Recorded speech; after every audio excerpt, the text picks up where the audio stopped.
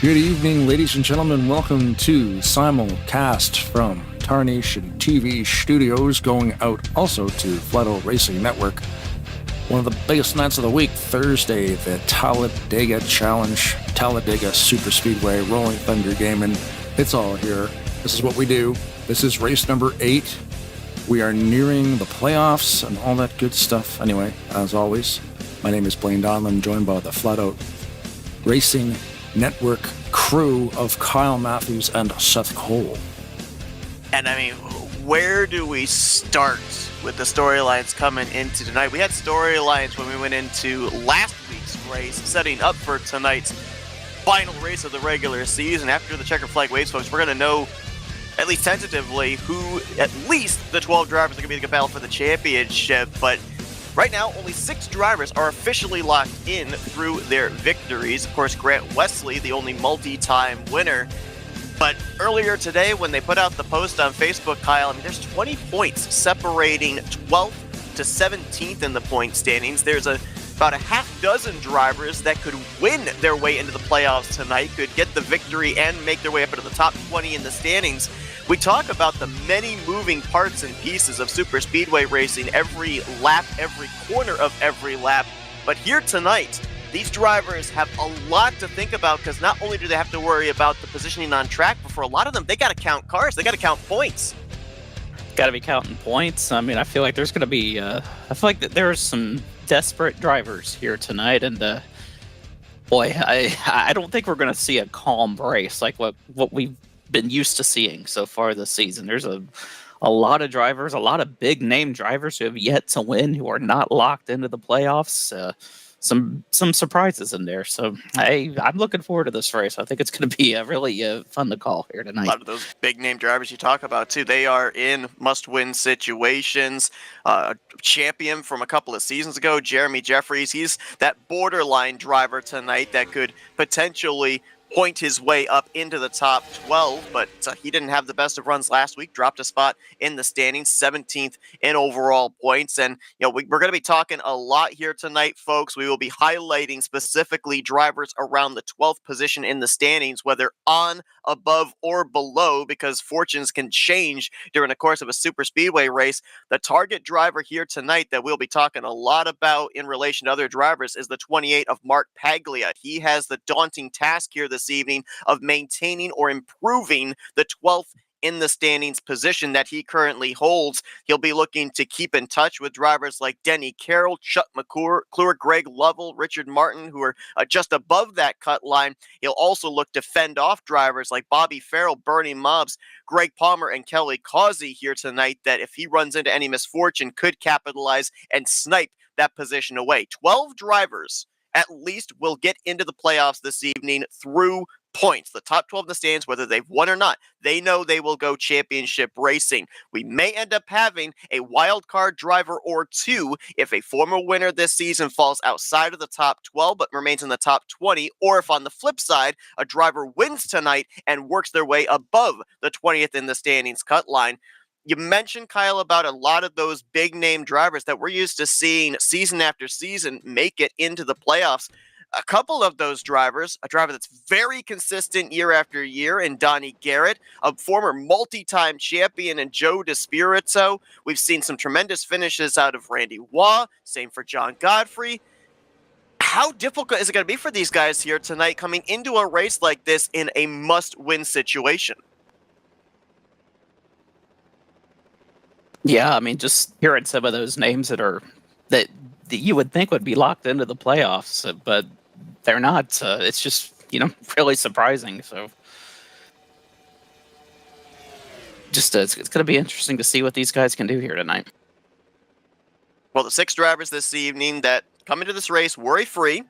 They've picked up checkered flags previously this season. They know that they are secured in competing for the championship here this season, include Grant Wesley. We'll be talking a lot as well about Grant, as there's obviously some bonus points on the line if you win the regular season championship. Right now, he holds 12 points over Brian Schilling, another former winner.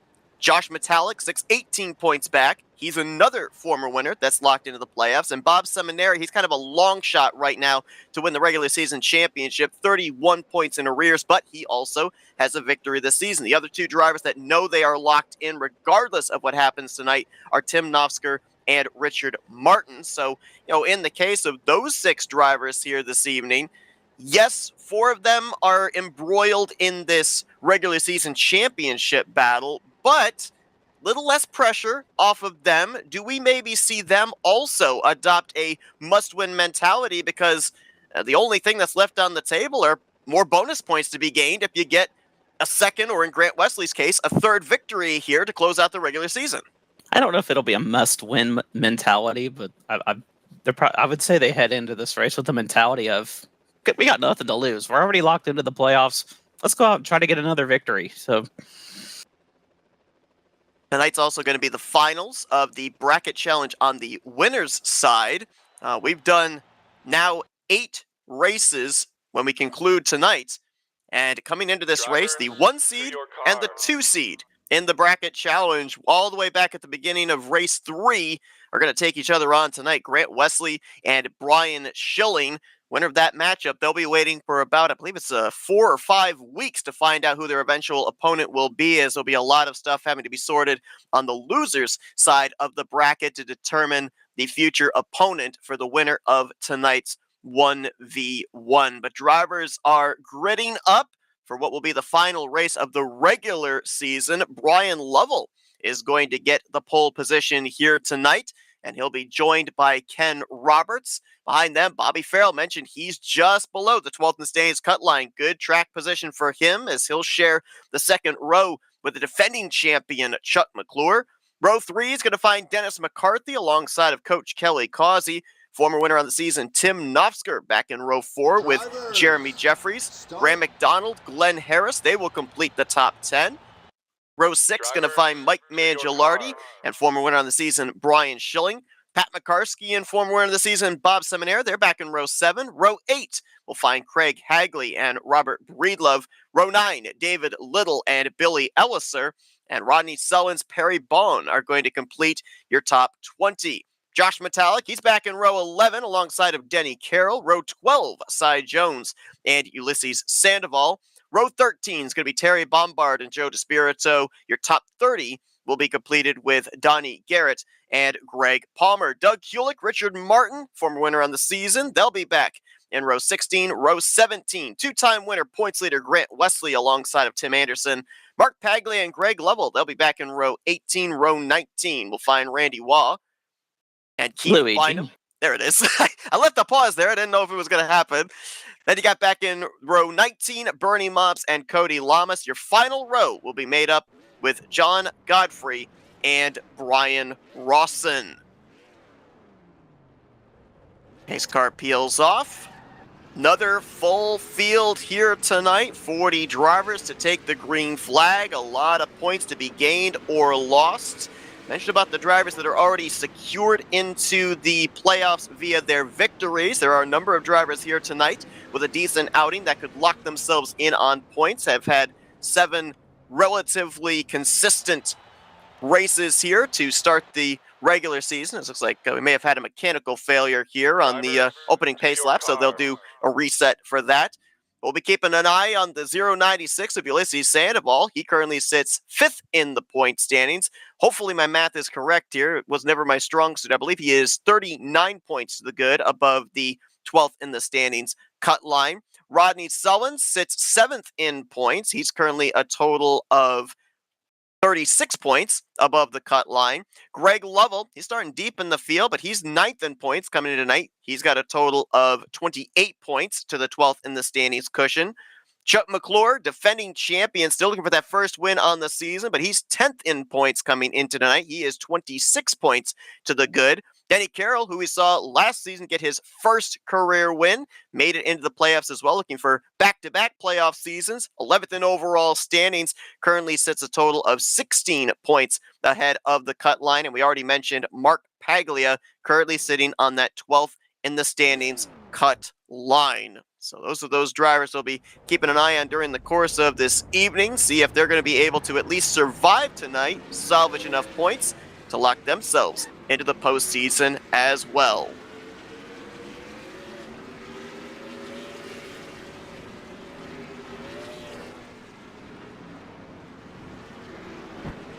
You mentioned it, Kyle. Maybe an entirely different race tonight than what we've seen in the weeks leading up here to the close of the regular season. A number of races, we only saw one official caution. Not to say that there weren't some other incidents that may not necessarily brought out a yellow, but only one time did we have the caution flag wave in multiple races. But here tonight, you mentioned that word, desperation. That might come to light here, maybe even in the early going of this race, because a lot of those drivers that I just mentioned that are looking for a decent finishing result here tonight to point their way into the playoffs, good number of them are starting this race from outside of the top 20. Yeah, that just makes it even more nerve-wracking for some of these guys if they're starting back there.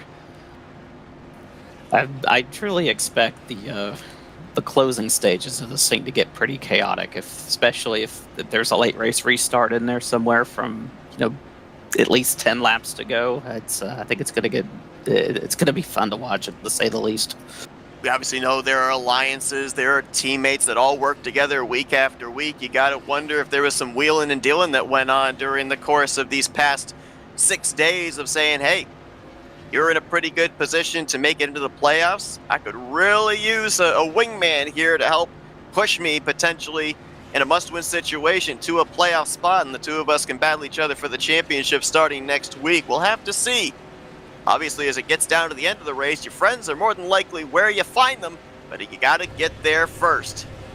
Flagman is ready as the field at 70 miles per hour make their way through the tri-oval in preparation for tonight's regular season finale of season 67 of the Talladega Challenge Series. Who will battle for the championship at the close of this evening? 66 laps about to determine their fate.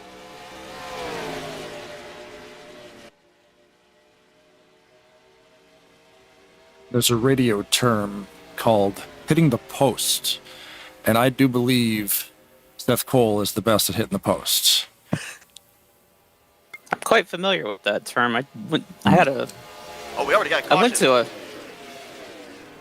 Yeah, I was wondering about... Already got lights on. I did notice a bit of an issue towards the back of the pack on the initial start. A couple of them jumped out of line immediately, like somebody didn't get going in front of them, it looked like.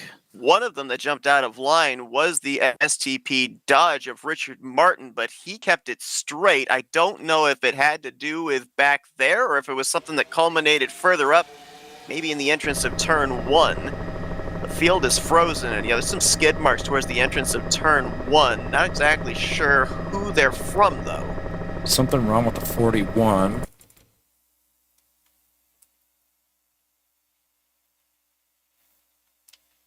David Little, maybe? Yeah, it looks like it was indeed that 083 did not get going on the initial start. It stacked them all up. They didn't actually wreck, though, until they got down to the entrance of the corner. No, Denny Carroll tried to maybe fit into a hole there, and couldn't tell who that was behind him that got into him, that purple car. Donnie Garrett in the new Astroglide paint scheme here tonight.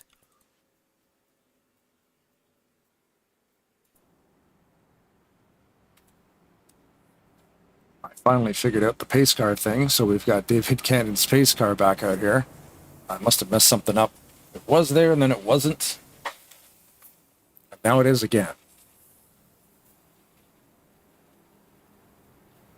But yeah, back to hitting the post in radio would be like, as the song's playing, the DJ's talking, blah, blah, blah, the weather tomorrow is going to be balmy with a chance of showers and all this kind of stuff. And then right when the lyrics are about to start, they wrap it up. Yeah, I do have some radio experience, so I do know exactly what you're talking about. And Seth will nail it every time. Seth always does a great job with that great big wind-up, and then just as they hit the line, will determine their fate. Boom, green flag. Perfect. Radio background, how? Like broadcasting, communications? Like, I've got a So I went to a broadcasting college about a little bit more than 10 years ago and got an associate's degree in that, and I do have a little bit of on-air experience, but I haven't done it in a long time. Cool. Well, yeah, you did. Last Thursday, right here at the Talladega Challenge. Oh, yeah, there we go.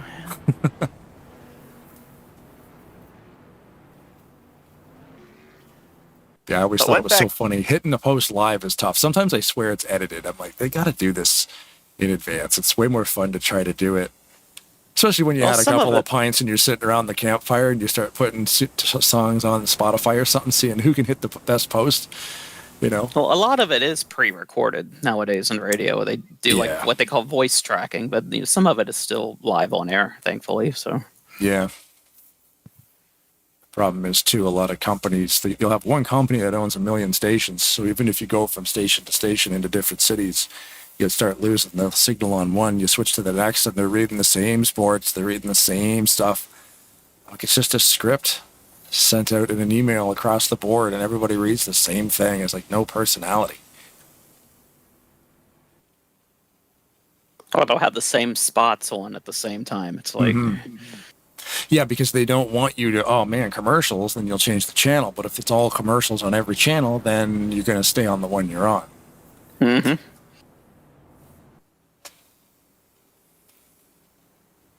It looks like everyone that was involved in that incident in turn 1 should be okay. I didn't see any significant hits that would have sustained damage that should have anybody off the pace.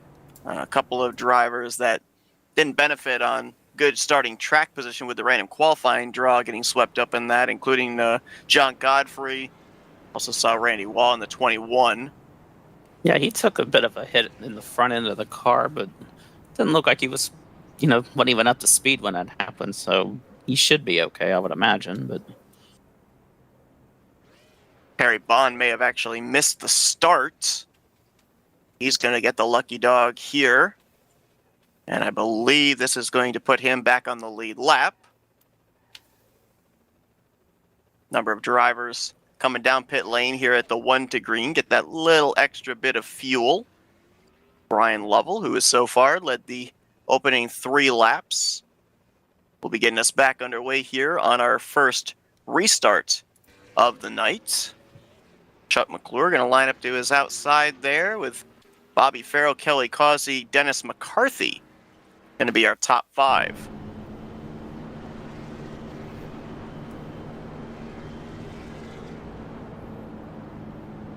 As you can see on screen on the right side there, I expanded the list of drivers. So you got your top 12 all the way down to the 28th, currently sitting at 181 points. And you see the cut line. Then 13th position, the 98. And there you go. Top 20. And this is the final race before they cut it, right? This is indeed. For a lot of drivers, it's go time. Had a couple bad races that put you in a bad spot. This has to be the race that counts. We have a full crew here today, too. Was there knockout qualifying?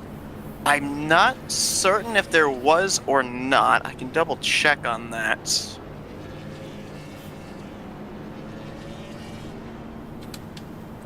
Yeah, because I'm showing 40 on track, so...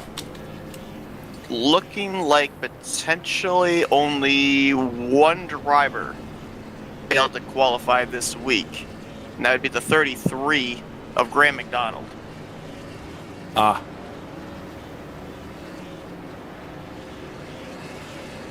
Riding on board the 29 of Mike Mangialardi.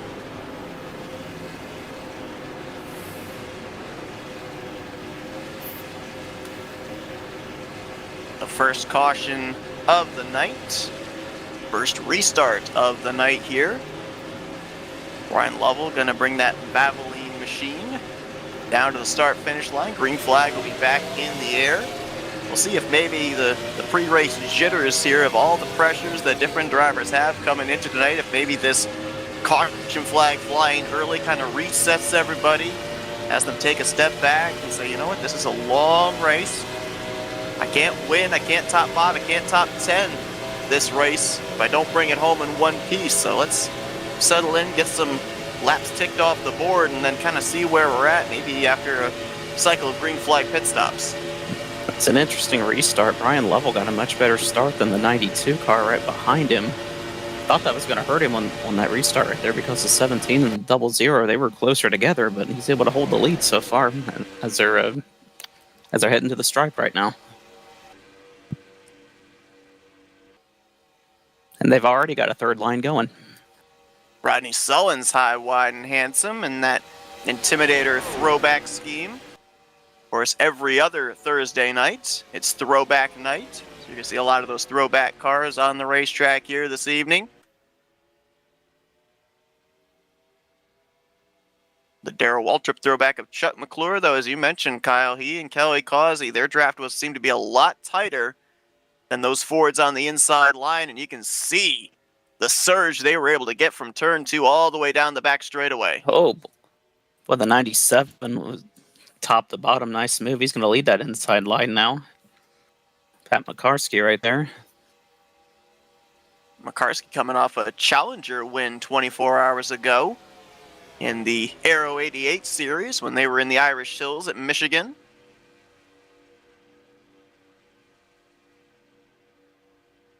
Pat always has very simple, very effective paint jobs. Now, McCarsky comes into this race 41st in the point standings. Mathematically, even with a win, he could not get enough points to make his way into the top 20 in the standings for a playoff spot. But there's a lot of these drivers here tonight. I mean, we mentioned about the fact that 40 drivers take the green, and all 40 you could make a clear case for them to win. There's a lot of X-Factor drivers in the field here tonight that could very easily determine who's going to be in the playoffs and who isn't.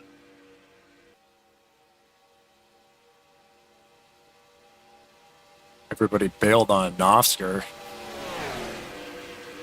He's going to drop from 3rd back to like 15th in one lap. That initial outside line, now it's become the middle groove. Made up quite a bit of space here in a short amount of time. Bob Seminara jumped to the outside out there to get in front of the 38 of Rodney Sollins. Now Pat McCarsky back up in that groove.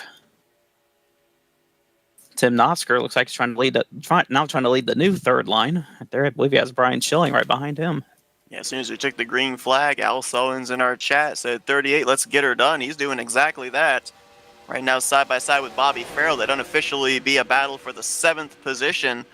Rodney coming in tonight, 7th in the point standings, looking to point his way into the playoffs. But let's not forget, one season ago, Rodney Sullins ended up winning back-to-back races. The last race of the regular season and the first race of the playoffs. Could he be looking for a little deja vu one season later? Well, it's looking pretty strong right now. Now Seminara is going to lead the bottom line. Gets all the way up to 2nd right there. Chuck McClure saw him come and moves to the inside to block him. I think McClure is seeing that he only had 2 cars behind him and decided to hop lanes because he could see Causey and the 197 of McCarsky going backwards. And you can now see it was a very wise decision because, yeah, Causey, McCarsky, they're in the sucker hole. They're going to fall back there to believe that is the 63 of Keith Bynum. They've lost half dozen or more positions in the process.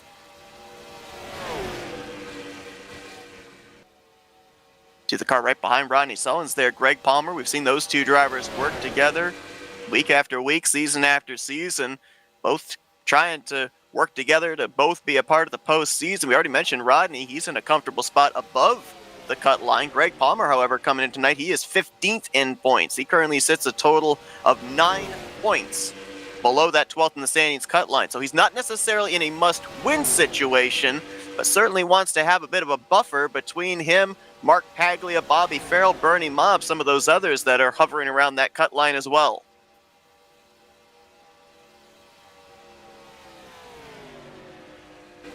Not a must-win, but I guess you could say a must-perform. Yes. And depending on situations later on in the race, it may turn into must-win. I mean, we're seeing right now Bobby Farrell up inside of the top 5. Greg Palmer right now is alongside of Bernie Mobb, so not much of an opportunity to make up those points you need to on the rest of your competition when they're all together. there's no saying that those drivers may all find each other near the end of this race up in the lead pack, and then that puts you in the must-win situation, because that's the only way you're going to be able to leapfrog all those other drivers that came in tonight ahead of you in points. I mean, how many times do we hear drivers say, like, after a race, you know, when they're in the bracket challenge, it's like, well, the person I was racing with was right there the whole time. It's kind of the same situation here tonight with the regular, season points. Right now, talking about that bracket challenge battle, Brian Schilling would be winning that. Oh, did we just have a wreck there in the middle of the pack? Yes, we did. Richard Martin just went around, swept up Robert Breedlove, Tim Anderson, Jeremy Jeffries is in that, along with Josh Metallic. Perry Bond, I believe, might be smoking. His night may be done. There's a lot of damage to the back of that 033 of Tim Anderson, along with the 060 car. Billy Elliser was in that. Oh, Brian Rawson also smoking. Rawson's been upside down. You can see, look at the roof damage. I believe Cody Lamas also got a piece of this. We might have had a couple of cars flipped over. I think the 060 and the 6 may have both taken a tumble. It's a parking lot down there. A lot of cars. And I believe this starts with Richard Martin. I saw a light blue car get out of shape. No, it actually was ahead of him. Tim Anderson gets a late bump into turn 1 by the 21 of Randy Waugh.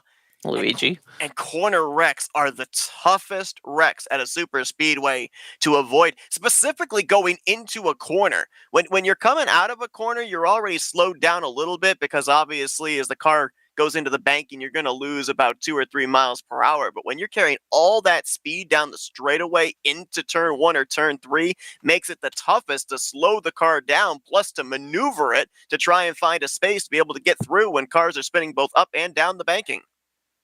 Notice Jeremy Jeffries and that General Lee throwback caught up in it, along with the 55 of Ken Roberts, who was the outside pole sitter for this race. There you see in the back there, the 6 of Rawson getting upside down. I believe he got a T-bone hit from Perry Bond. Those were the two drivers smoking when they left the accident. Now, Perry actually hit the underside of Brian Rawson, who had his right side tires off the ground at the moment that they made contact. And look who else was in the middle of Mark that. Paglia. 28 of Mark Paglia. Yeah, the cut line driver. It doesn't look like he got much damage there, but still. Not where you want to be when you're in such a precarious spot.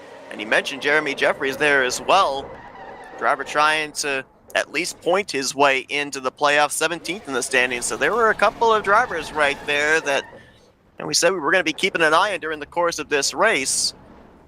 And they were swept up in that incident. The 060 of Perry Bond, he was stopped. You saw him teleport, and looks like he just fell out of the race. It looks like he's done for the night.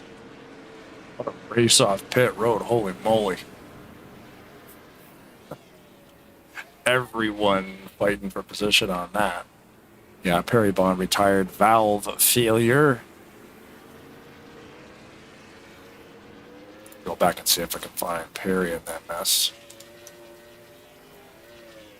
Like a couple of drivers stayed out here and may pit the next time by. A couple of Dark Horse Mustangs, Terry Bombard in the 10, Craig Hagley in the 82. Just checking to see for those two drivers their current playoff scenarios. Hagley mathematically cannot make it into the postseason. Terry comes into this race 28th in points. Currently sits 29 points below 20th in the standings. I'm not necessarily certain that a bonus point for leading a lap can help his case. He is in a must-win situation. Mathematically, he does have a chance of a win, putting him up into the top 20. But even though it's a 40-car field, we give the maximum of 40 points potentially to be gained, 45 points if you end up winning the race. But in reality, with how close everybody seems to be to the rest of the competition they're battling, you need to be at least 20 points or less behind or in front of the driver that you're battling to feel comfortable.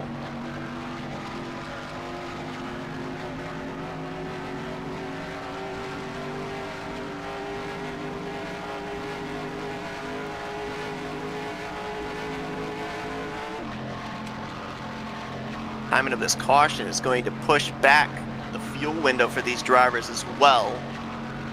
As they cross the line to take lap 14, this would have put them, had we been green from the start, about 5 laps away from green flag pit stops. I believe with the timing of this yellow, we will be at 3 stops to the finish. Have to do the calculations as to what you'd have to take on that final pit stop. Potentially could be a can, but I think it would be a can and a half. Well, we mentioned about the fact that we expected to see a couple more yellows here tonight than we've seen in recent weeks. Second caution waving here in the first 15 laps. And a thing I remember, I think it was Josh Metallic a couple of weeks ago when we talked to him, he said, you know, everybody in these Men Cup 19 machines, they are so comfortable with pushing, and it's making it a lot more difficult when you're mid-pack to rear of the field to be able to make up that track position in the matter of a couple of laps. We used to see, you know, it used to be a lot of fun to watch drivers like Chuck McClure and Rodney Sullins and Joe DeSpirito start out back, because then there was that kind of mini game. How many laps is it going to take them to eventually get up into the top 10? And sometimes it'd be 4 or 5 laps if they had the right line, the right momentum, and the right drivers working with them. Now it's more of a slow, methodical, grinded out process to be able to work your way up here to the front, just because everybody is able to keep the respective lines and the respective momentum so tight. And that is hard to believe. It's like you think of, you know, a super speedway race like at Talladega, and, you know, we go through the starting lineup and we're thinking, well, it doesn't really matter where you start. I mean, you could start, you know, shotgun on the field and be in the top 10 in 3 laps. But, you know, here it's not quite the case with these cars. It's, you know, quite surprising. Pace cars had a lot to do here in the opening stages of this race. It now makes the peel off to pit road. Brian Lovell once again will bring us to the green. That number 1 pit stall paying dividends for him here. Chuck McClure, Rodney Sullins, Greg Palmer, and Brian Schilling going to be the top 5 as we get back underway. Lap 16 goes up on the board, nearing 50 laps to go in tonight's regular season finale.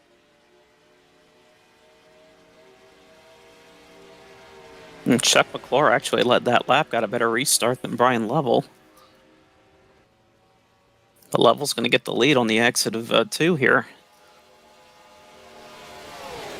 Chuck's already led tonight. That's a valuable bonus point for driver number 17. 10th in the standings coming to this evening. 26 points to the good above the cut line, but every point matters, especially if he's looking for back-to-back seasons hoisting that championship trophy.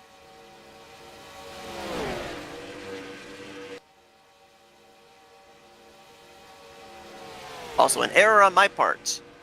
There were no go-or-go-home drivers here tonight. Graham McDonald did actually make the field. So 40 drivers showed up. All 40 got to race. They didn't have to do knockout. I think it's the first time all season they didn't have to do knockout qualifying. It is. But regardless, that's 8 straight weeks of a full field as well. And don't think it's going to change when we get into the playoffs also. Oh, no. There's going to be a lot of pressure on these playoff drivers because there's still going to be a lot of points on the table in those first 4 races to determine who the tentatively final 4 are going to be. We've had scenarios, including last season, where 5 drivers ended up making it into the final round of the playoffs.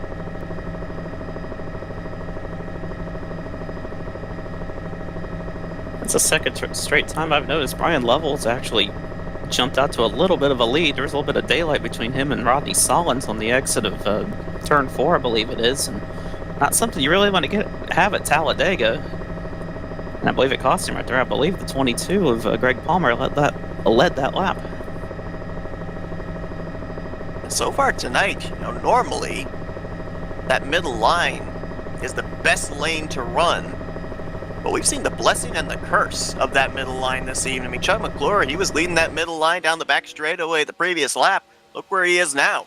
Mired in the middle of 3 wide, tentatively around the 9th, 10th position. He got put in the sucker hole, was able to find Bernie Mobbs in front of him, Bobby Farrell behind him. They're trying to make forward progress again, but just shows how the landscape and the positioning of a car can be entirely different from one lap to the next.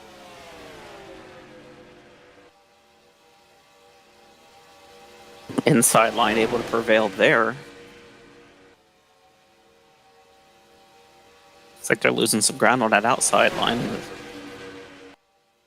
024, Dennis McCarthy leading that line, but now look at Schilling.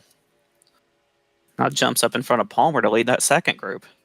Schilling coming to this race, 12 points out of the points lead is near contact there between the Gordons, the Robbie Gordon and the Jeff Gordon throwbacks there, Bernie Mobbs and Dennis McCarthy. Schilling, of course, trying to win the regular season championship, of course, embroiled in that 1 versus 2 seed battle in the bracket challenge as well. A name we have not mentioned yet tonight, Grant Wesley. He's third on that extreme outside line behind Kelly Causey.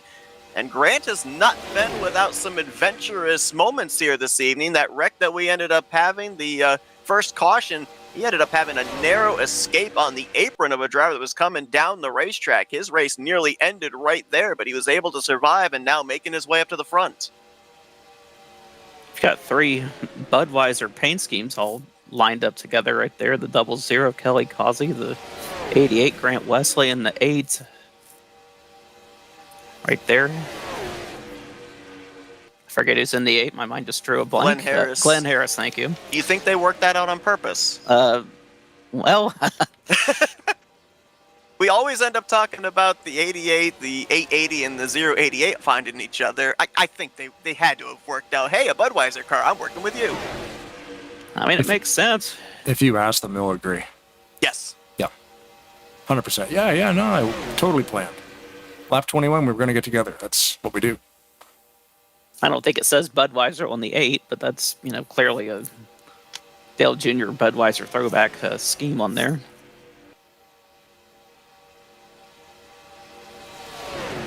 That third line, they were back battling around 5th, 6th position. Look at what they've been able to do. We're going to be 3 wide, gridlocked, front row all the way back. That's about 7 rows deep here. Lovell, Sullins, Palmer. Going to be Lovell that leads this lap, but it might be in a completely different narrative next time by. This looks like the start of the Indianapolis 500. Everybody 3x3 up here.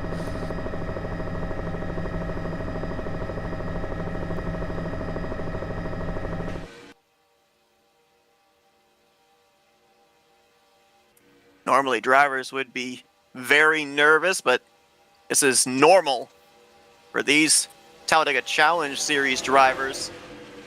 The only problem is you can't get too comfortable because one minor mistake could have catastrophic results. And the last thing you want to do is be involved in a massive crash here on the final race of the regular season. Could be the difference between whether you're battling for a championship in the next 6 weeks or not. One minor mistake could cause, catastrophic results here, especially at the very front of the field. Everybody all 3 wide right now. Everybody doing a nice job minding their piece. I was going to say, even a few laps ago, they were watching McCarthy, and it looked like he wanted to make a lane change, and you talk about, heads-up play. Right when he was thinking about it, I think he got a pretty good push, so he just decided to stay where he was. Otherwise, like you said, it could have been catastrophic.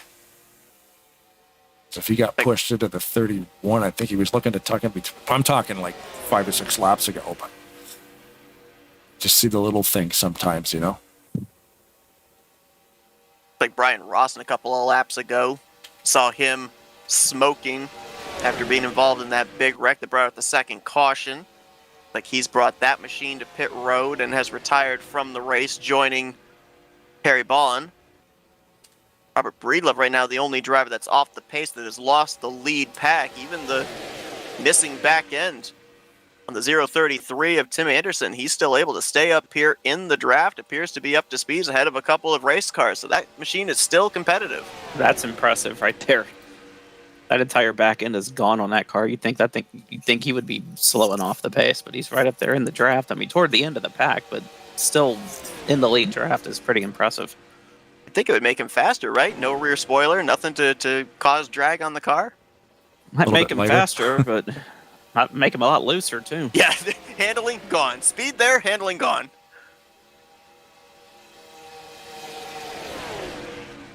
Looks like that bottom line prevailed right there in that 3 wide battle as Lovell was clear to the front.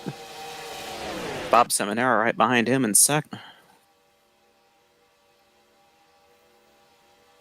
Interesting scenario here for Brian Lovell. Got the pole position, has led a good portion of the opening laps here. Of course, has that #1 pit stall as well by virtue of being the pole sitter. He came into tonight 29th in points, 30 points out of 20th in the standings. So it mathematically is possible that if he were to win here tonight, he could be a last-minute addition into the playoffs. We'll have to see. A lot of circumstances would certainly have to work out his way. Drivers between him and that cut line would have to finish behind him by specific intervals. But if he wins, that's at least the first step that he's got to do out of the way. Then he's got to hope that everything else falls into place. Now it looks like his strategy, start up front, stay up front the whole time. That last lap, I saw Seminara had a look at him right there, but he slammed the door on him. And it looks like the Budweiser contingency has fallen apart. That entire third line is now gone. Ozzy, Grant Wesley tucking back in line. They're now 8th and 9th cars in that outside line. Glenn Harris fell back even further. That entire outside line is gone. We're back to just two lines right now. That is for the time being. I'm sure they'll get it going here before too long as Seminara jumps up to the second line. Getting a good push there from Rodney Sollins. You mentioned the phrase nothing to lose for the drivers that are already locked in via victories. Bob Seminara a couple of weeks ago crossed the line second, but was awarded the victory after a post-race EOL for Tim Anderson, and he now knows he's locked into the postseason. Seeing him a little aggressive here to get to the front. Came into tonight, as we mentioned, the long shot driver, mathematically to end out the season regular season champion, 31 points back, but may be able to make a case for himself here. I believe as well, I could be wrong in this, so please don't quote me on this.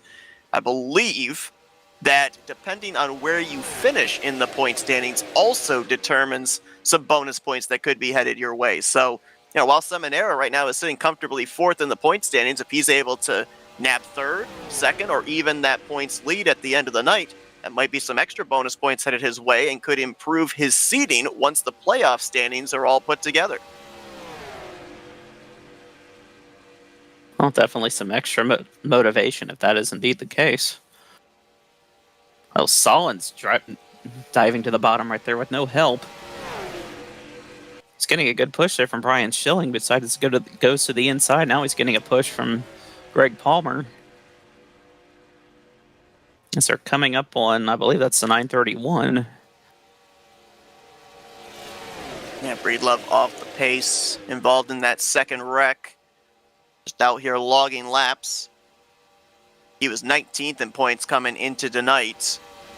Mathematically, I don't believe he could have accumulated enough points to point up into the top 12. He was in a must-win situation coming into this evening, and obviously we can see with the speed he's been able to carry, single car, not even able to stay up in the lead pack. More than likely, that is his hopes of battling for the championship done here for season 67. That move there by Rodney Sollins, it did not pan out, but I think that move was twofold. One, it was an attempt to see if the inside line could get him to the lead, but two, we're coming up here about 5 laps away from when these drivers are going to have to start considering coming to pit road. We went back green at the completion of lap 15, so might wanted that inside line here to have that easier access to pit road, and there you see more drivers migrating to the bottom as well, your top 3. Yeah, look who's leading that outside line now, a guy that was involved in that last caution, Jeremy Jeffries. Didn't get any damage or any big damage in it, obviously, and he's now up there inside the top 5 in that General Lee throwback. Great recovery there for Jeremy. Now Kelly Causey going to jump up there to the outside. As McCarthy will find a lane down to the bottom. That split up that middle groove at least for a moment, so now they're going to lose some spots. Jeremy was up alongside of Rodney Sollins for 4th place. Now he finds himself back in a battle for 6th with Greg Palmer.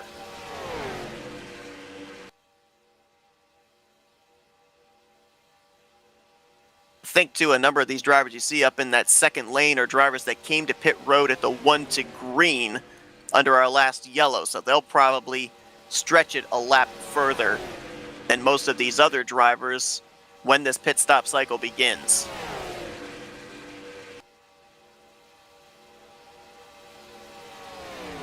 Pat McCarskey headed to the pits all by himself.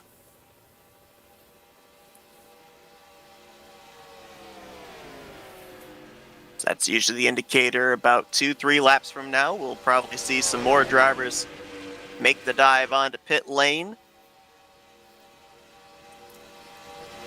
And we've seen all season long, pit road plays just as much a part in the outcome of the races.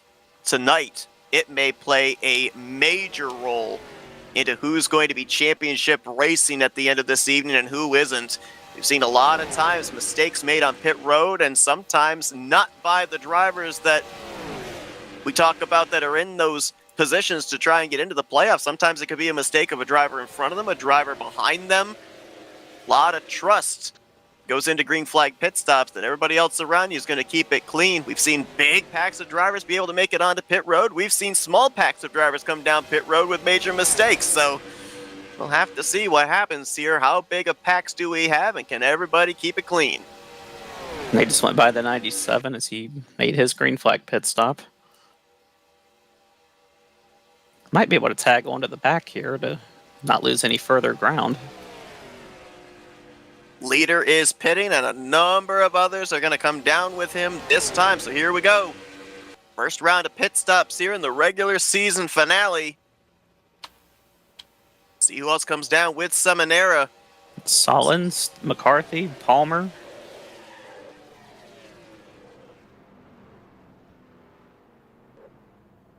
Oh, Donnie Bernie Garrett, Mobbs went around there towards the back. Contact with Tim Anderson. Bernie's pit stall right there. Oh, yeah, so he missed it. He missed it. He got pushed away from it. He's going to have to go all the way around. Hopefully he's got enough fuel to do so. Boy, look at Jeremy Jeffries way on the apron. Yeah, what in the world happened there? Is he out? Is he running out? I think the 01's running out of fuel. Or is the caution out? Yeah, no, we're still under green. I don't know what in the world was going on back there. Pits are Oh, and the 28th of Pagula. You'll get a late hit from Richard Martin. Came into this race on the cutoff, like we mentioned, and not the first incident he's been in tonight, unfortunately. See if I can find Mobbs and see if he's going to be able to make it. Looks like that car's still under power. He'll at least have enough momentum, even if that thing runs out, to be able to get to his stall. Fortunately for him, unfortunately the previous lap, but fortunately for him this lap, he's got one of those early pit stalls here, so he doesn't have as far to go down pit lane. And even worse for him, I don't think he's going to have anybody to draft with. Well, here's Dennis McCarthy coming back down the pit road, I believe. Yep. And Richard Martin. David Little has retired. Craig Hagley, he stayed out an extra lap. Remember, he and Terry Bombard both stayed out the extra lap under the second caution. So had a little extra fuel, got himself a bonus point for a lap led. Now it comes down to the attention of his pit crew, but look at some of the drivers that had issues there on that green flag pit stop. As you mentioned, Kyle Mark Paglia, 12th in the points. Bernie Mobbs missing his pit stall, 14th in the standings. So those are two drivers right there that could not afford mistakes. But look at all the momentum those three drivers on the outside had right there. Bob Seminara, Rodney Solins, Greg Palmer. As they caught this lead group here led by Grant Wesley. Wesley leading after a green flag pit stop cycle. Are we surprised? No, I'm not. I don't think anybody should if they're a regular viewer of this series.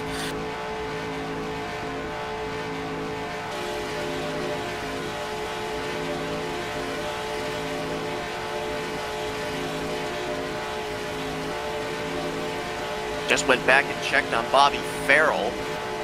It's like he's going to merge with a pack of 4.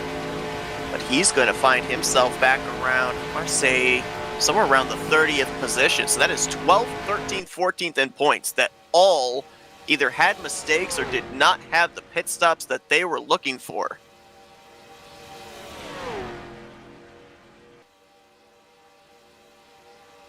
And the guy right now that this all would benefit is now cycled around to the 8th position, that being the 22 of Greg Palmer, who came into tonight 9 points below the cut line Mark Paglia. He was 7 points behind Bobby Farrell, and he was only 1 point behind Bernie Mobbs. Live scoring, I think right now, would have the 22 up inside of the top 12 in points if he can hold the position he's currently in.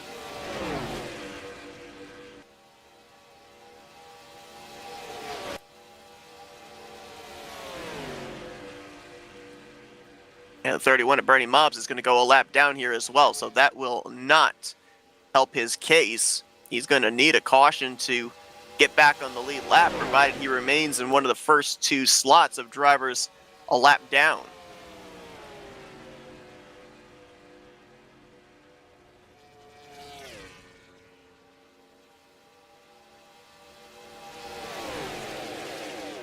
Looks like we've got 17 drivers in this lead pack. Potentially could have as many as 20 drivers if Donnie Garrett, Keith Bynum, and Denny Carroll can get themselves latched on to Brian Lovell's back bumper.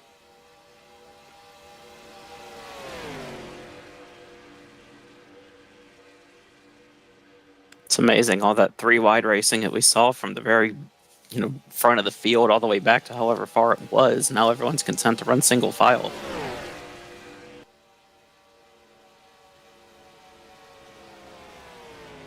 Richard Martin in the 43 about to be put a lap down. He's the only former winner on the season that is not up here in this lead pack on the lead lap. Wesley Schilling, Metallic, Seminara, and Nofsker all are.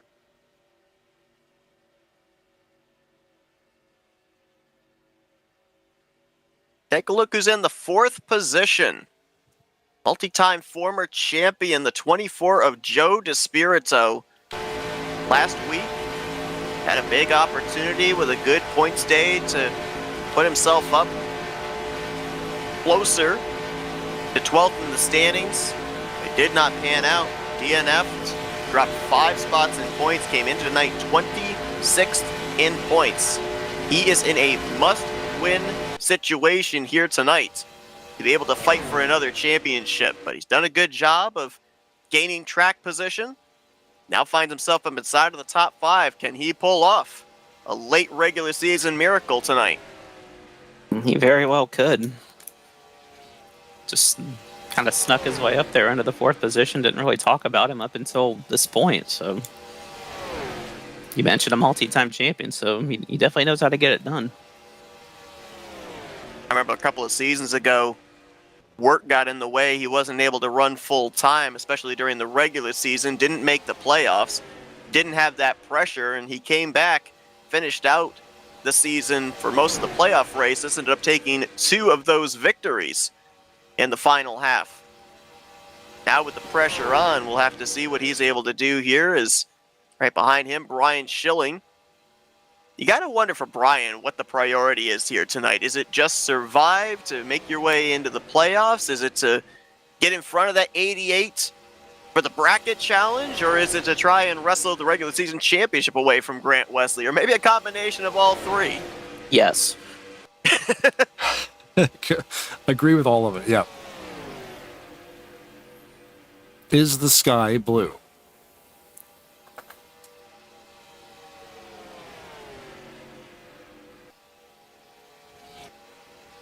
Couple of cars out of line right there. Chuck McClure, and I believe that's Josh Metallic right behind him.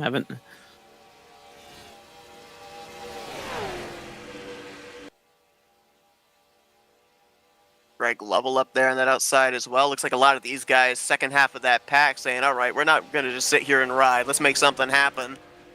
Try and see if we can gain some track position here rather than stay mired outside of the top 10. We're going to maybe be 4 wide here as Jeffries took it 3 to the inside of Paglia. Oh! Sandoval was in Aguila- that 4 wide as well, and great save Aguila there by bounced Donnie off. Garrett. Aguila bounced off the wall right there. I don't know if he came down into Garrett or Garrett just, moved to try to avoid him there, but that could have been a wreck right there. But Garrett did a nice job of hanging on to that car. Give a shout out to a few drivers up here in this group. They've done a great job of keeping it clean tonight, keeping themselves in the conversation. They just needed a good run tonight. They didn't need to win. They just need to bring the car home in one piece, finish inside of even the top 15, top 20 to secure a spot in the playoffs. Rodney Sullins in that 38 car right now in the 7th position. Got Ulysses Sandoval just a couple cars behind him, and then not too far behind those two is Greg Lovell. Those drivers coming into tonight were sitting pretty comfortably to point their way into the playoffs. They just needed to finish this race, and they're doing a great job. All three of them running currently inside of the top 15. Rodney Sullins leading that outside line, though, and they're making a good bit of ground side by side with Schilling right now for the 5th position. Whoa, Jeremy Jeffries. Not sure what happened there, but not the first time we've seen him on the apron tonight. And I was going to say, he's using a lot of the facility this evening. tell him and Contact off of turn 2 there between him and Brian Lovell. We ended up seeing him down in the apron just prior to the pit stops. I'm almost wondering if he may have had the same thing happen there too. He did make it to pit road safely, and he was able to merge back with this lead pack, but bit of a adventurous night for the 0-1 as Joe DeSpirito gonna find himself going backwards there, as he had both drivers to left and right, cycling him out of the top 5, now back to the lap machine of Bernie Mobbs just outside of the top 10.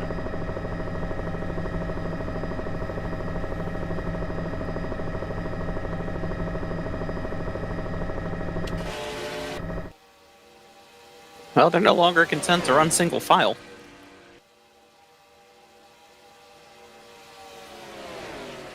And while Greg Palmer is up here, that does not help the case of the driver running in 2nd position, Kelly Causey, because Kelly came into tonight 8 points behind Greg Palmer, 16th in the standings. However, being up here towards the front of the field, if Kelly were to go to victory lane here tonight, he's above that 20th in the standings cut line, he would win his way into a postseason position. So keep an eye on that 00 here as we are closing in on 20 laps to go.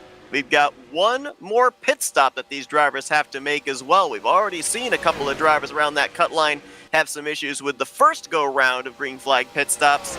We may not be done with seeing drivers' heart rate go up through the roof depending on circumstances on the final round. I think some of their heart rates have gone up here over the last couple of laps. It's gotten pretty intense all of a sudden. A couple of near misses.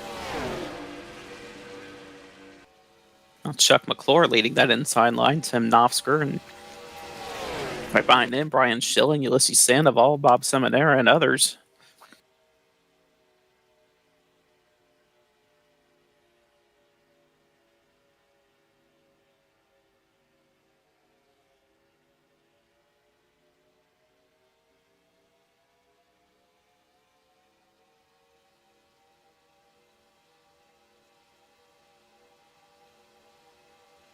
Grant Wesley and Kelly. Whoa! See a little bump there in the tri-oval by Brian Schilling to Tim Knopfsker. Good hands there by the Amp Energy Chevrolet driver. That'll definitely get your heart rate up. Oh, yes. That'll get your attention real quick and everybody else in your pack. Yes.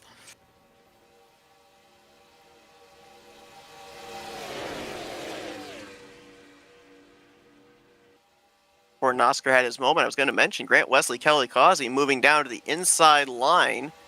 And that's actually going to help the middle line propel Rodney Sullins to the race lead. These drivers, when they made that last round of green flag pit stops, it was around lap 33 to 34. So they should be able to go another 5 to 6 laps here before that final pit stop.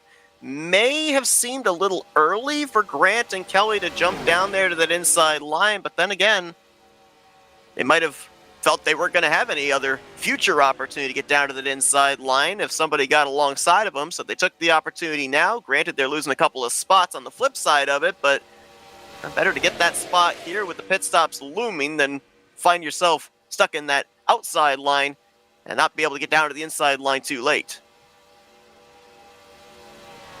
And I was just about to say, let's see if Rodney Stallings and Greg Palmer are able to have that same idea, and they do just that, go right to the bottom as soon as they cleared Wesley. And pit stops already. Chuck McClure coming to pit road. Tim Knopfsker, Jeffries, Schilling, along with Graham McDonald, Donnie Garrett, the lap machine of Richard Martin. The window's open to make it the rest of the way, and maybe these drivers feel their best opportunity is do something a little bit different from everybody else, pit in a smaller pack, and maybe you get lucky, catch a caution at the right time when everybody else has to pit. You're able to stay out and get the track position. We'll see if it pans out for him. Yeah, and if there's 4 or 5 cars in that pack, they can definitely hold their own at top speed, so they won't get left behind.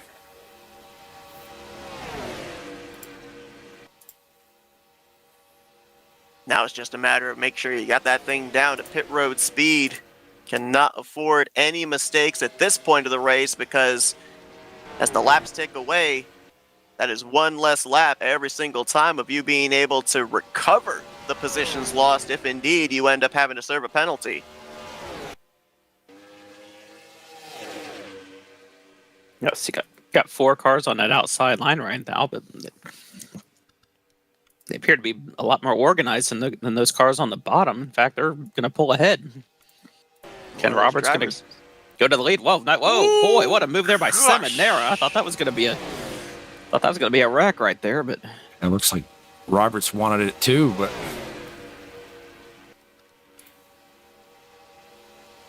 Seminara had just too much momentum. Roberts couldn't get down there. See if maybe DeSpirito can get the 55 pushed clear of the 712, if then maybe he tries to take the opportunity to get down to that inside line.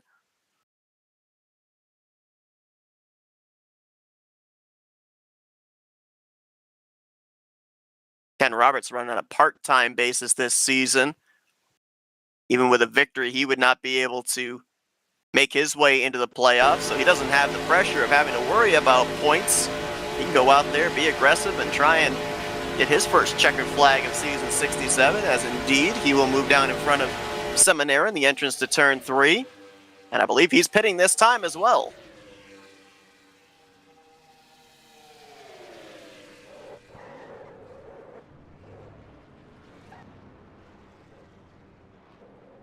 About 8-9 cars in that group. They're all going to make it onto pit road safely. A little bit of a tail wiggle there out of the 38 of Rodney Sullins, but they all were able, it looks like, to traverse their way onto the pit lane without incident. Now, we've got a small pack remaining, about a half dozen drivers, led by Joe DeSpirito. They should be the last drivers of that lead group to pit. And then we wait to see who's going to be in the lead pack as we are approaching 10 laps remaining here tonight in the regular season finale.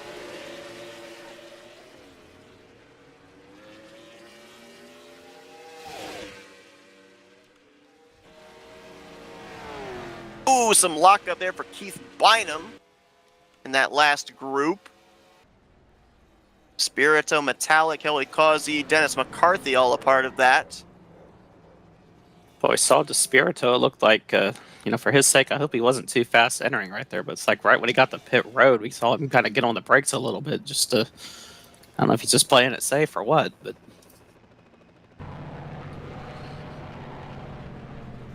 Had some other drivers that were further back that came to pit lane along with that last group. One of the drivers in that secondary pack was Denny Carroll in the 41. Now, Denny came into tonight 16 points above the 12th in the standings cut line, but we already mentioned about the night that Greg Palmer's been having, as well as Kelly Causey. Denny Carroll, I have to see if 16 points was enough of a buffer between himself and Mark Paglia to still point his way into the playoffs once the dust has settled here this evening. Looks like that group that came to pit road the first time around are going to be out in front right now. Be out in front right now. Tim Knopfsker, Chuck McClure, Brian Schilling, Donnie Garrett.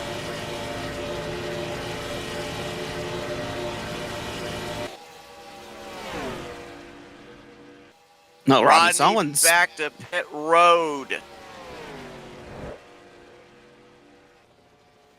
I wondered when I saw that thing fishtailing on the entrance to pit lane, the instinct is to let off the throttle, let it get the nose pointed, and he may have let off the throttle before the car had gotten down to 55 miles per hour. That's a pass-through for driver 38. We'll have to see where he cycles to after all of this.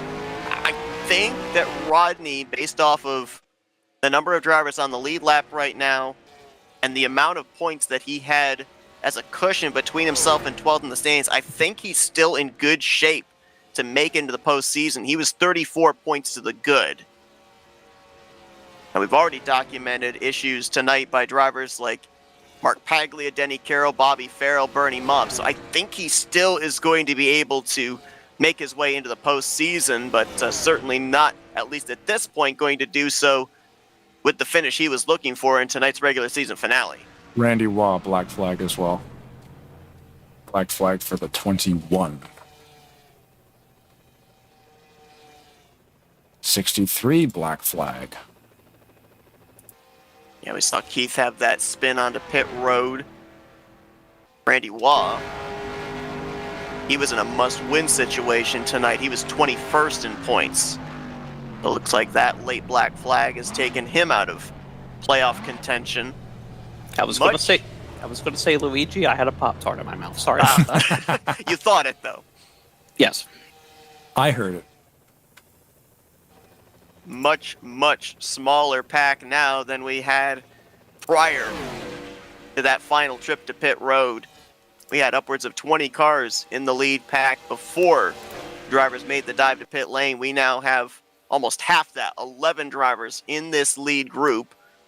Right now it looks like 3 of the former winners this season, 4 of the former winners this season are in this pack. Knopfsker, Schilling, Metallic, and Wesley, which means 7 drivers here will be looking for their first win on the season. For a few of them, potentially looking to win their way into the postseason.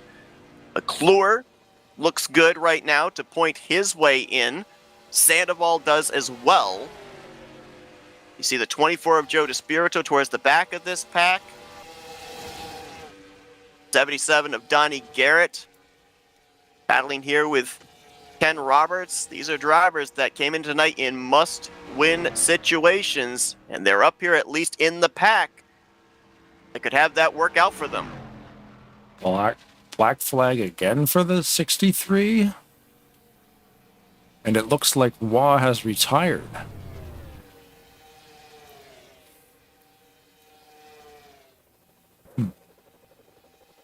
So for Keith Bynum, it might have been speeding again, coming down, doing the pass-through penalty. Now he's got the stop and go. He just served that. And the retirement for Randy Waugh. Luigi. Unfortunate for him, but it is good news for Rodney Sullins, because that then means that Rodney can finish no worse than 36th here tonight, depending on what happens the remainder of this race. And mentioned he had that 34-point cushion between himself and the 12th in the standings cut line. He's also led some laps here tonight, so that's a bonus point as well. And I believe Rodney, last time by, he was scored in the 23rd position. So right now, he still is safe to make it into the playoffs.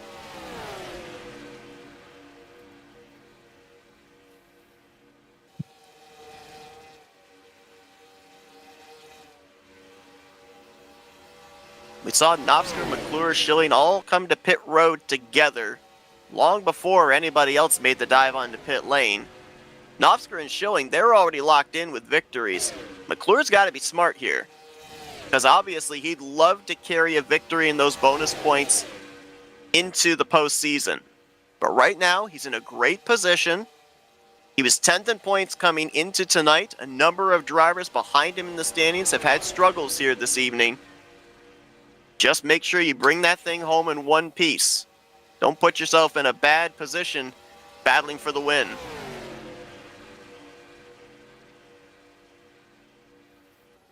That secondary pack, led by Jeffries, is about 8-9 seconds behind.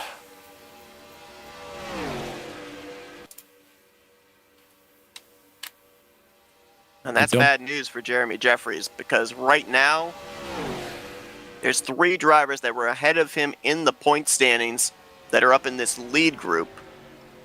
And there's not been enough drivers that have had issues here tonight for Jeffries to be able to capitalize and get himself above that 12th in the standings cut line. He'd have to be up here battling with Palmer and Causey, be able to nab one of those spots. I think right now, Jeremy would find himself probably around 13th, 14th in points, would be one of the first 2 drivers just below the cut line when the checkered flag waves.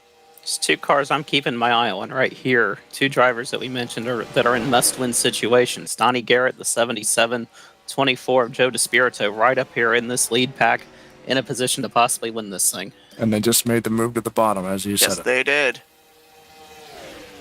They've only got a couple laps left to do it. Yeah, we've talked with Donnie Garrett in the past, and he says his mentality is top 5, top 10 him to death. Heck with that strategy tonight. Move him out of the way to win if you have to. They got a good run there on the bottom, too. Ulysses Sandoval's with them, so is Grant Wesley. As soon as I say that, Wesley goes to the outside. Yeah, I was just going to say that bottom line looked pretty strong, but then everybody in the back moved up to the middle. Well, that's why Wesley moved to the middle, because he wants to try a third line here, and Ken Roberts says, all right, I'll go with you.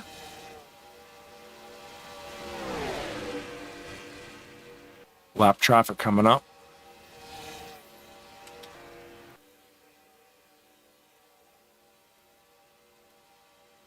Like one of the machines that they just lapped, Terry Bombard has been able to latch onto this group. McCarskey and Hagley trying to do the same. They could be some valuable pushers for somebody up in this lead group to maybe get them to the front, push them to a victory.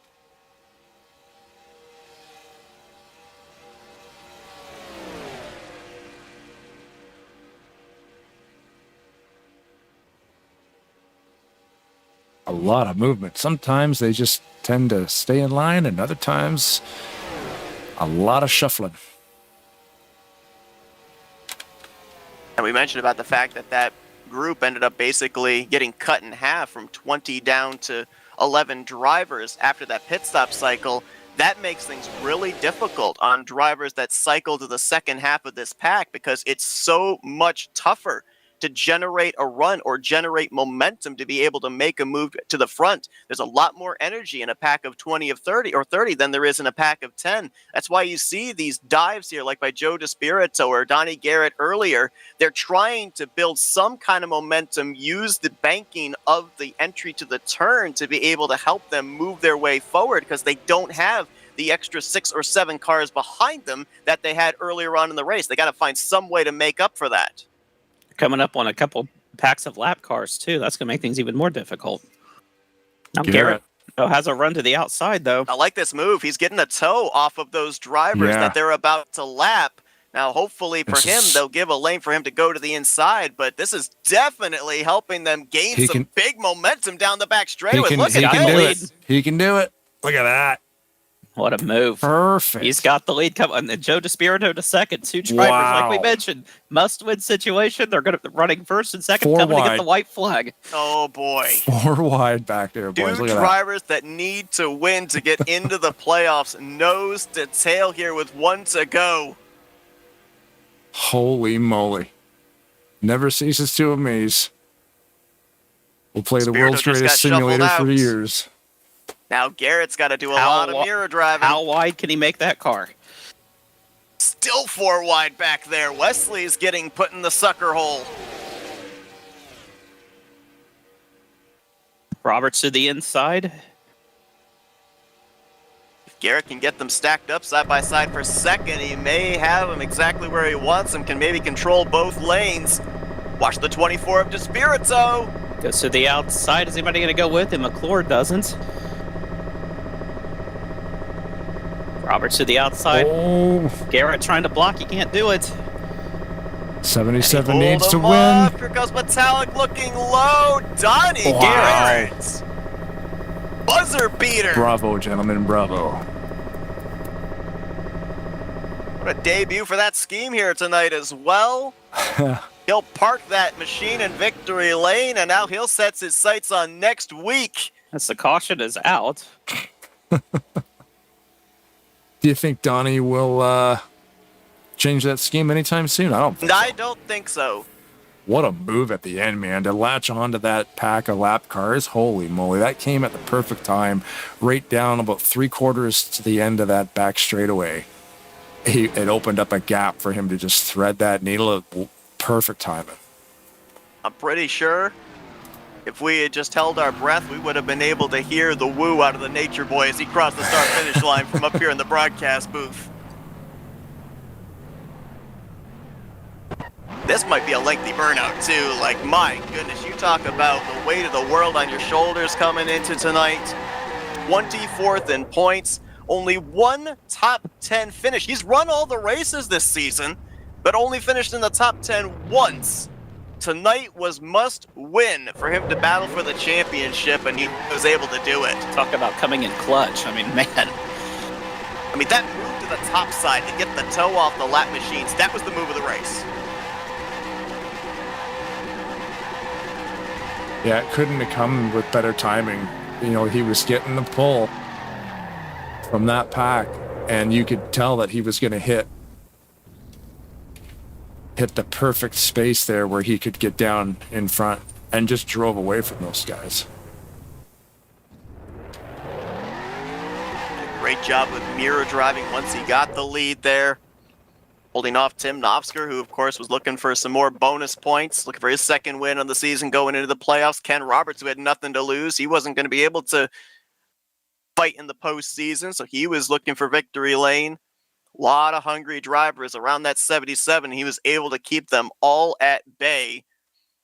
And we mentioned here tonight that at least 12 drivers would make it into the playoffs. We can now say 13 drivers will, as Donnie Garrett will get in on the wild card slot with a victory and top 20 in the point standings, I do believe. He came into tonight a total of 15 points below the cut line. I don't see any mathematics that would have him not above that cut line once all the mathematics and all the calculations are concluded.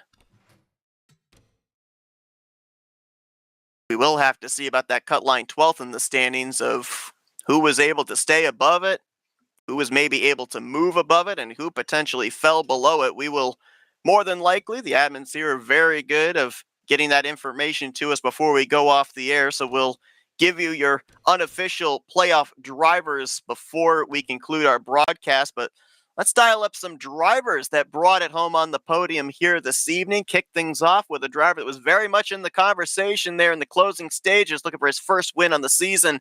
Brings it home P3 nonetheless. Let's dial up Ken Roberts. Hey, Ken, it's the guys up here in the broadcast booth. You got a copy? Sure do. Wild race here tonight. We knew it was going to be coming into this evening. Regular season finale. Playoff spots are on the line. You came into tonight, not having to worry about that pressure. You didn't have to worry about points. You didn't have to worry about who was around you and your relation to them. As far as a playoff position, you had the opportunity to just go out here, be aggressive, try to win this thing. Almost pulled it off here tonight. What little more do you need? Because it seemed like there was a lot of movement in that pack and a lot of alliances that as soon as they were made, they were severed on the final lap. Yeah, that last two laps really was there was a ton of shuffling going on. And I think catching the lap down cars played a part of it. You had teammates that were together, that were trying to stay together. So yeah, it was pretty exciting there at the end. It was a lot of fun with these guys. You mentioned about a lot of teammates trying to hook up with each other. How much awareness was there for you of who was in what type of position, how hard they were going to race you based off of them maybe trying to get a playoff spot, or did that not really matter since it's the final couple of laps? You know everybody's going to be aggressive. Yeah, I think everybody was being really aggressive. I didn't really know what the point status was of hardly any of them guys up there actually. And it's just trying to trying to squeak a win out if I could, and I gave everything I had. You know, wish we had one more lap. Maybe we'll see if we could have done something, but yeah, it was a lot of fun. I mean, these guys are great racers. Obviously, you know, to shuffle around like we did there at the end, and we kept it together. So, but that was a lot of fun. So, kind of waiting on the heart rate to slow down a little bit. Been a tough season for you, obviously. Came in tonight 34th in the point standings, but tonight's podium finish nets you your first top 5 as well. We've seen drivers play playoff spoiler and take away those automatic locks into the next round when the playoffs roll around. With the momentum you got here tonight, what's this do for the confidence level in these final 6 races of the season? Well, definitely boosted. I mean, you know, anytime you can have a good finish, you know, on Thursday night, it's definitely a boost in the confidence. So, yeah, it's good fun. And a great run for you here tonight in the conversation for this victory, executed on those couple of green flag pit stops as well to have yourself up there in the hunt for tonight's victory. Congratulations on a great run. Before we let you go, the floor is yours for thank you, sponsors, and shout outs. Well, I'd like to thank all you guys doing the broadcast. Can't wait to go back and watch this one. That should be interesting. Thank Josh and Tim and Rodney, the admins guys here that put this on. I mean, it's a heck of a show. You know, my teammates, you know, appreciate every one of these guys. I'm not sure where they all fell out tonight on their you know, their playoff quests. We'll find out probably here in a little while. Like to thank the Rodney Solins for my paint jobs. He did remind me I was in the wrong car tonight. They apparently it was throwback night, but I had a hard time keeping track of that. So, but yeah, just appreciate everybody and all the good racing. Well, Ken, a great run for you here tonight. Congratulations on the 3rd place finish this evening. Best of luck here next week and the remainder of the season. All right, take care, guys. Let's see if we can now bring up the driver that finished 2nd place tonight. Came into this evening already knowing he was going to battle for the championship, but wanted a little extra bonus points. He'll finish 2nd place this evening. Let's get a hold of Josh Metallic. Hey, Josh, the guys up here in the broadcast booth. You got a copy? Got a copy. I'll tell you what, this is back-to-back weeks where we've seen a driver get an incredible run from turn 4 down to the start-finish line on the final lap. Tonight, it was you almost able to snipe this victory, add some extra bonus points with a 2nd win this season towards your playoff quest. What little more do you need? Do you need more track? Did you maybe just need a little bit more drafting help? Because you made it super close. Yeah, I didn't realize how close it was until I checked the F2, and it didn't even give times for the top 3. I'm like, wow, that was closer than I thought. Yeah, I just, man, I don't think I cracked the top 25 in the first half of the race. It was 3 wide. There was nowhere to go. It was an early caution. I topped off for fuel because I had no track position anyway, and then they just ran 3 wide. There was nowhere to go, and I kept going low because it felt safest, because there were some sketchy moves going on. In the middle and eye lines were just eating our lunch, so I finally gave up on that. Said, well, if I get wrecked, I get wrecked. I can't be back here forever. And yeah, barely held on to the draft on that last pit stop, and just kept peeking my nose out, trying to get some people to start going, and eventually all hell broke loose, and it was a free-for-all. I saw Tim, Chuck, Schilling together. I knew, you know, they were going to work together really closely, so I was just kind of hoping someone up there could break up that trio, and Schilling got separated from him, and then it was on. That was a crazy race. You talk about those different scenarios during the course of the race. Obviously, you were a big part in that second half of the lead group, which ended up being down to 11 cars, actually making a push towards the front there, and obviously being up here in the hunt in the closing stages. With coming in tonight, a victory already locked into the playoffs, did that help you to be able to be a little bit more aggressive on these moves, where if you had a 0 in the win column, maybe wouldn't have made those moves nearly as aggressively? Yeah. I mean, you know, with the win, you know you're locked in.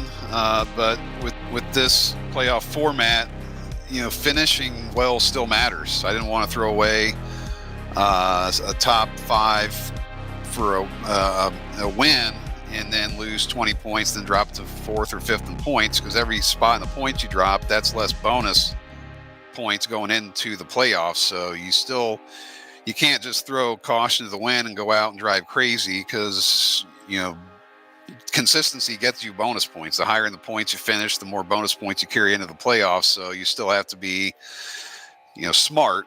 But yeah, I struggled to just find the right line, the right drafting people, and then that last lap or two, I'm like, oh, this might actually work. And yeah, just came out of nowhere to almost steal one.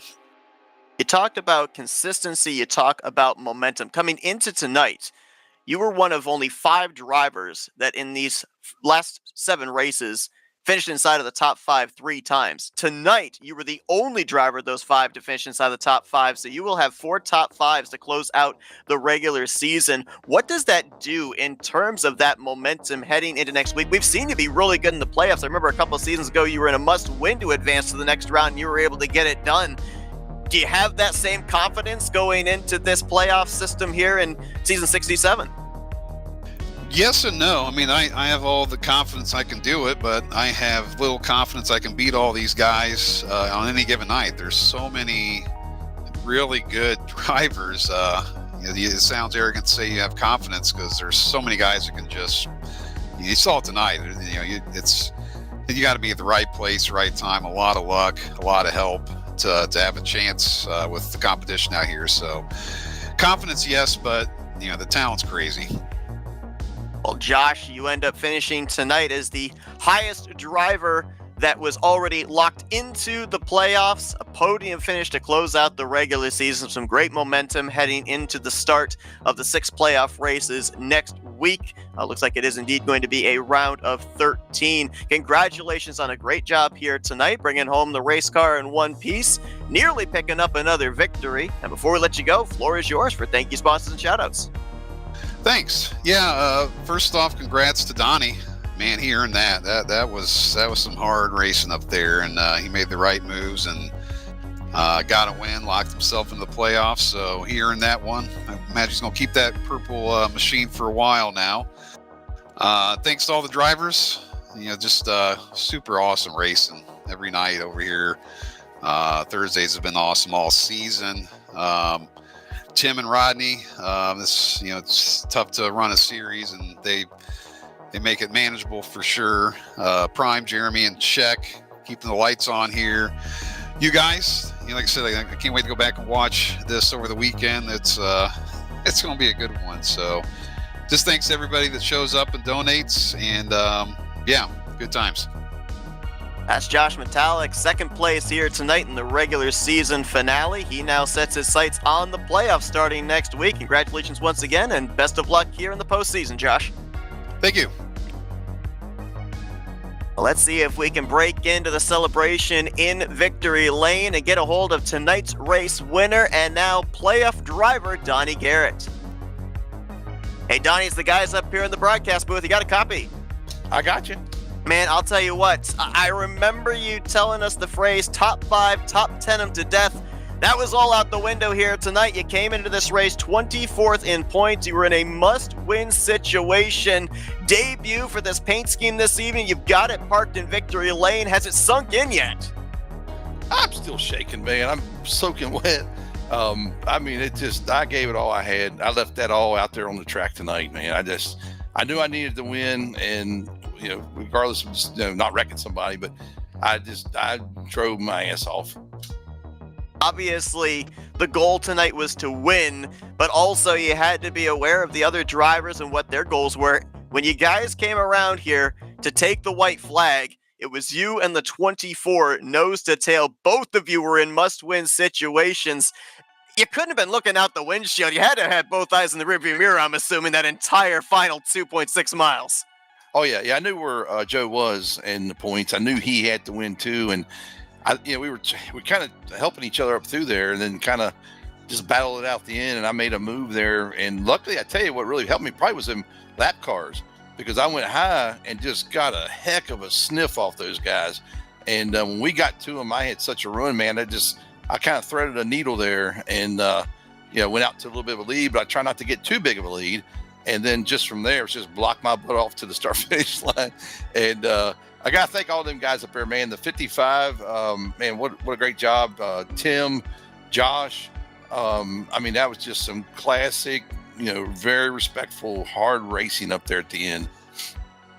We documented it's been a struggling season for the 77 car. Coming into tonight, you only had one top 10 finish. Here tonight, though, this victory, the playoffs now looming. Is this a turning point maybe for the 77 car? And we see you finish up here more regularly as you try and make a push now for this championship. Well, you saw what happened last playoffs, didn't you?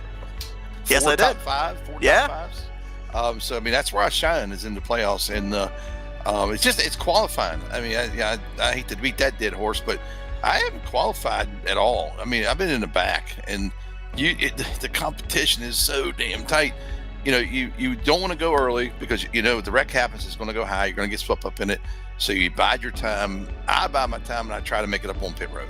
That's where I'm good at. I attack pit road.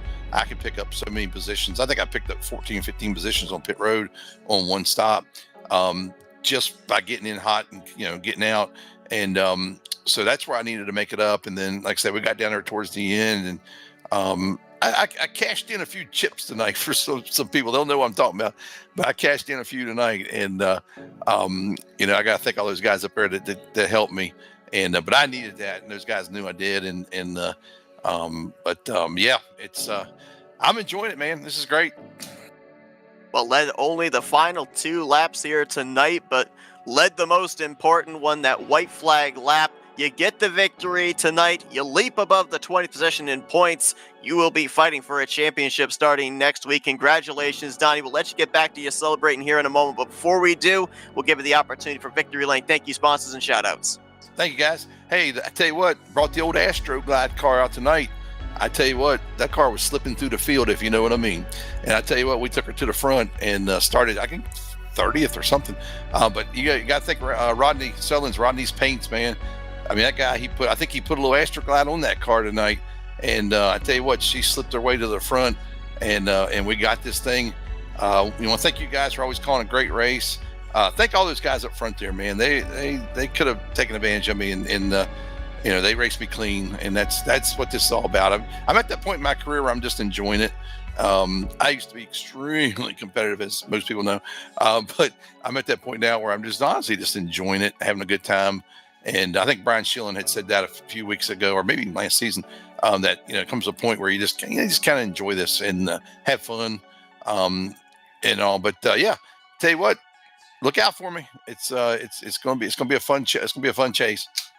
Well, he is indeed enjoying it tonight. Donnie Garrett, now playoff contender, wins his way into the postseason, winning tonight's regular season finale at Talladega Super Speedway. Congratulations, Donnie, on the victory. Best of luck here in the playoffs as you try and make that push for the championship. Best of luck.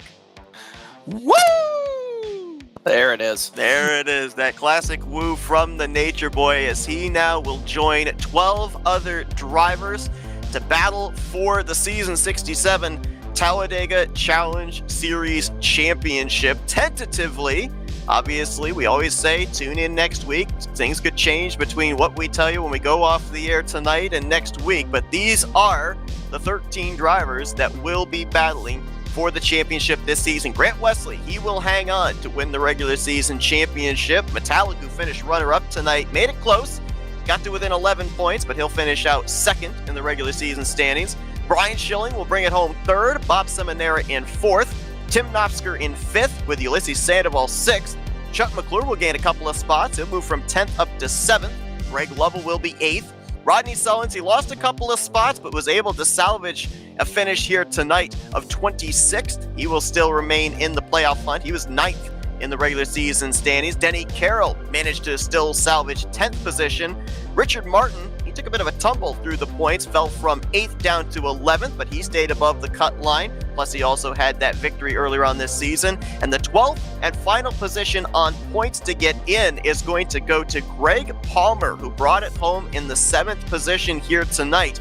He will best Kelly Causey by 6 points to get that final points-paying position into the playoffs. And of course, we just talked with him. He'll finish 17th in the regular season standings, but he will leapfrog up into the playoffs. The victory for Donnie Garrett here tonight will make him the 13th driver to battle for the championship here in season 67. And much like we say, you can make a case for any of the 40 drivers that take the green flag to potentially win a race on any given night. You can make a case for any one of those 13 drivers to be the champion at the end of these next 6 weeks. Yeah, as well as they've been running. Some guys have been extremely consistent, like you mentioned, and Donnie Garrett, tonight, coming in clutch with the win, and he told us in that interview how he seems to shine in the playoffs. So yeah, he may have barely squeaked in there, but I would definitely look at him as a contender, especially with the momentum that he has from winning tonight. The number of drivers that have won championships here on Thursday nights that are going to be tough to beat, but a number of drivers as well that are going to be looking for their first championship, and their work will begin next Thursday night. It will be 6 races in the playoffs. There will be a first round of 13. Will run for 2 races. They will then whittle the field down to 8 drivers, another 2 races until we determine the final 4, and then there will be 2 races to settle out who will be the champion. A lot of drivers here tonight going to be able to breathe a sigh of relief. Their job is done. They have made their way into the postseason. A number of other drivers, obviously, not going to be all that happy that they're going to miss out on the festivities of battling for the championship, but I feel that's going to make them just a little bit more dangerous in these next couple of months, because now they don't have to worry about the pressure of finishing ahead of particular drivers to advance to the next round. They can go out there and they can try and end out the season with as many checkered flags as possible. Yeah, absolutely nothing to lose. So yeah, those guys can definitely be dangerous. Could possibly be a spoiler in some of these races for these playoff drivers. We knew coming into tonight there were going to be a lot of drivers that were going to potentially find themselves in must-win situations, and Donnie Garrett does just that. A victory tonight now locks him into the postseason. Congratulations to him and the other 12 drivers that will be battling for a championship starting next Thursday night. Be sure to join us then at 9 p.m. Eastern Standard Time on both Tarnation TV and the Flat Out Racing Network. We thank you for joining us for our coverage here tonight of the regular season finale of season 67 of the Rolling Thunder Gaming Talladega Challenge Series. For Blaine Dahl and Kyle Matthews, I'm Seth Cole. We'll see you guys next Thursday night as the playoffs begin. We'll see you here on Flat Out Racing Network and Tarnation TV.